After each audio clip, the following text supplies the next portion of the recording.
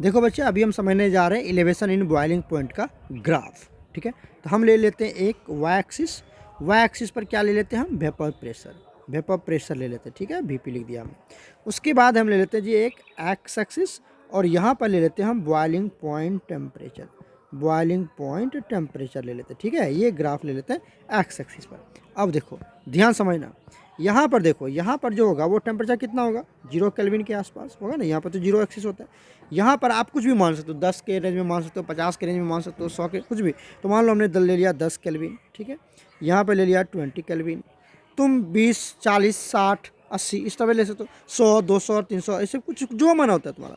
ये 30 हो गया जी, ये 40 केल्विन हो गया। इस तरह से हमने ले लिया। ठीक है, अब देखिए, हमारा जो एटमॉस्फेयर का प्रेशर होता है वो कितना होता है? एटमॉस्फेयर का प्रेशर कितना होता है? 180। तो हम एक एक्सिस, एक्स एक्सिस ले लेते हैं और इसको बना लेते हैं कितना। ये जो प्रेशर होगा, ये जो हमने ग्रीन कलर का लाइन ड्रॉ किया, यहाँ पर जो प्रेशर होगा, वेपर प्रेशर, वो कितने के बराबर होगा बताओ?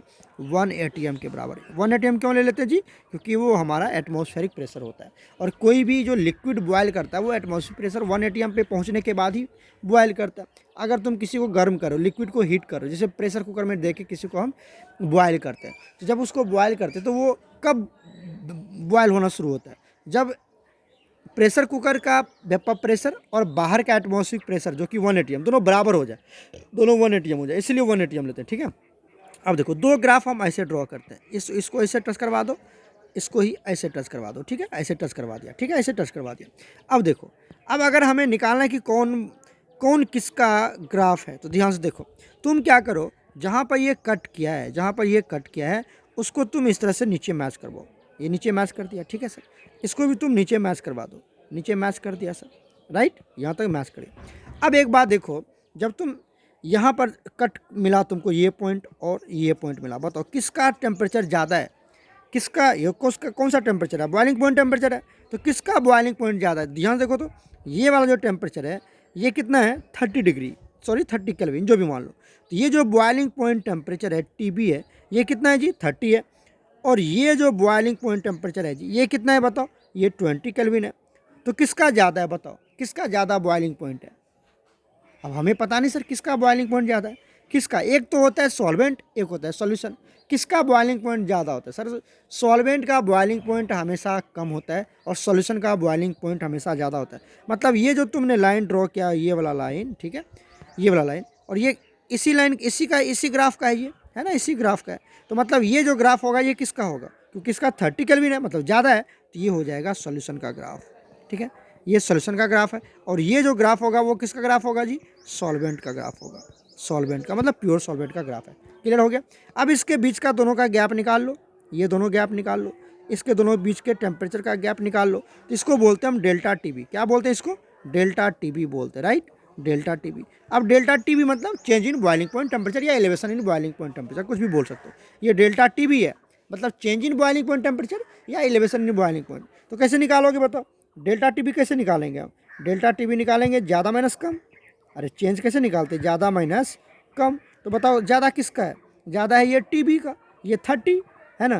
तो 30 माइनस कितना? 20, मतलब 10 का आएगा। ठीक है, लेकिन ये 30 किसका है? ये जो 30, इधर देखो इधर, ये जो 30 है बच्चा, ये जो 30 है, ये किसका, किस ग्राफ का? इस ग्राफ का है, मतलब इसका है ये, है ना, इसका है ये, मतलब ये सॉल्यूशन का है। सॉल्यूशन के लिए हम क्या लिखते हैं? TS लिख देते हैं। क्या लिख देते हैं जी? TS। तो TS लिख दिया यहाँ पर, समझ, इधर इधर देखो, इधर इधर इधर देखो, ये TS लिख दिया, TSB लिख दिया हमने सॉल्यूशन के लिए। तो यहाँ पर क्या लिखोगे?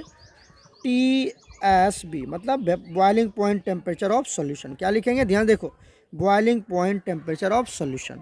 तो यहाँ पर लिख दिया हमने, नीचे लिख देता हूँ मैं, TS मतलब बॉइलिंग पॉइंट, B भी लिख दो, बॉइलिंग पॉइंट टेम्परेचर।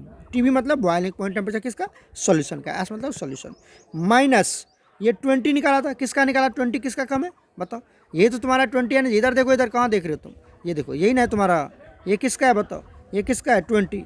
ये इस ग्राफ का है, मतलब ये सॉल्वेंट का है। तो सॉल्वेंट के लिए क्या लिखेंगे बताओ? यहाँ पे लिख देते हैं हम, ये जो है TB तो लिखेंगे, बॉइलिंग है, और प्योर सॉल्वेंट है। प्योर सॉल्वेंट बोला था ना, यहाँ पर प्योर लगा देना, प्योर सॉल्वेंट। तो यहाँ पर नोट लगा देते हैं, तो TB नोट लगा देते हैं। क्या लगा देते हैं? TB मतलब बॉइलिंग पॉइंट टेम्परेचर, और यहाँ पर नोट मतलब प्योर सॉल्वेंट। तो ये बन जाएगा यहाँ पर, और यही इक्वेशन आ जाएगा डेल्टा TB का।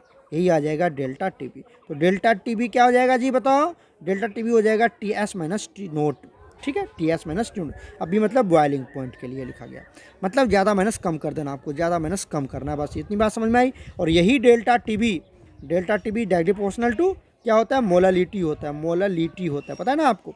और इसी को हटा दे तो क्या लिखते हैं, के बी एम। तो ये सब तो पता ही होगा आपको। तो मुझे मेरा मकसद था आपको ग्राफ समझाने का। बताइएगा ग्राफ समझ में आई या नहीं आई। ओके।